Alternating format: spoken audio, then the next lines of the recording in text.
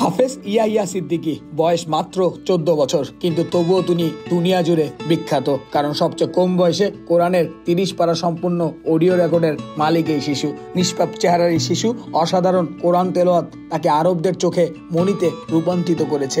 বিভিন্ন গণমাধ্যমে প্রকাশিত তার পুরনো একটি চমৎকার ভিডিও সাক্ষাৎকার ইউটিউবে ঘুরছে। সাক্ষাৎকারের শুরুতেই প্রশ্নকারী তাকে বলেন, আমি তোমাকে আল্লাহর জন্য অনেক ভালোবাসি। জবাবে শিশুটি জানায়, যিনি আমাকে আল্লাহর জন্য ভালোবাসে, আল্লাহ তাকে ভালোবাসুন।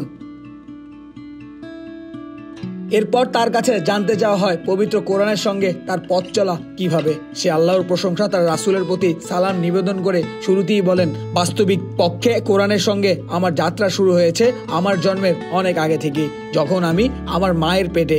মা আমাকে শুনিয়েছেন, আমি যখন তার পেটে দুনিয়াতে আগমনের অপেক্ষা করছি তখন তিনি সবসময় সূরা মরিয়ম পড়তেন।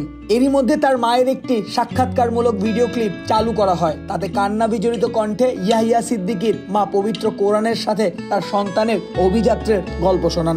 এক আহ্বানকারী আমাকে যেন ডেকে বলল, লা ইলাহা ইল্লাল্লাহ, তোমার গর্ভে অনগত সন্তানের নাম রেখো ইয়াহিয়া। আর এই আওয়াজ আমার হৃদয়কে অনবরত বাজতে থাকে। একসময় আল্লাহ আমাকে একটি সন্তান দান করে, আমি তার নাম রাখি ইয়াহিয়া। তখন থেকে আমি ডিটারমাইন ছিলাম আমার এই সন্তান অনেক বড় পরোপকারী সৎ বান্দা হবে। আমার মৃত্যুর পর সে আমার জন্য আল্লাহর কাছে দোয়া করবেন। আমি আল্লাহর কাছে আশা করি আমি তাদের অন্তর্ভুক্ত হব, যাদের সন্তান হাফেজ হওয়ার কারণে তাদের নূরের মুকুট পরানোর সুসংবাদ দেওয়া হবে।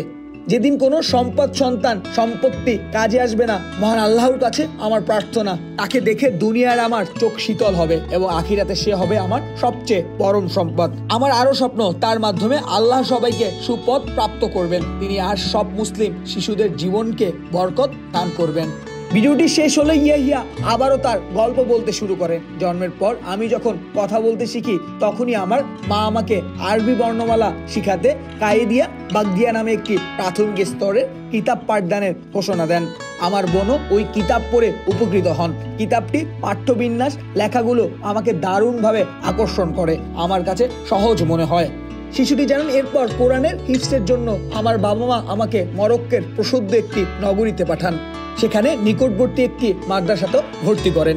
কোরআনের প্রতি আমার অশেষ আগ্রহ খুব অল্প সময়ে আমার জীবনের সফলতা নিয়ে আসে। একদিন শুক্রবারে মাদ্রাসার ছাত্রদের উদ্দেশ্যে আমি কিছু কথা বলার সুযোগ দেওয়া হয়। কথায় মুগ্ধ হয়ে আমাকে ছাত্রদের নামাজ পড়ানোর সুযোগ দেওয়া হয়, যা আমাকে দারুণভাবে উজ্জীবিত করে।